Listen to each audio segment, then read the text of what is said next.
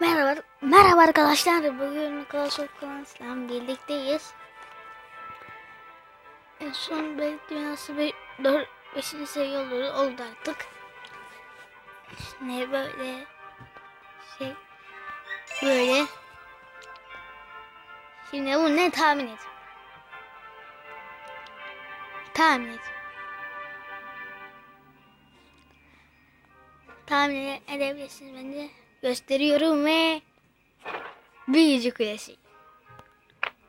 Ne gelenleri göstereyim bana. Bu top geldi. Bu geldi. Şunlar geldi. Duvar aldım. Biraz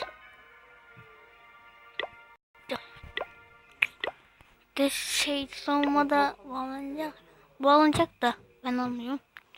İşte bunu göstermek için sizi yapmıştım. İşte bugünlük bu kadar. Kendinize iyi bakın.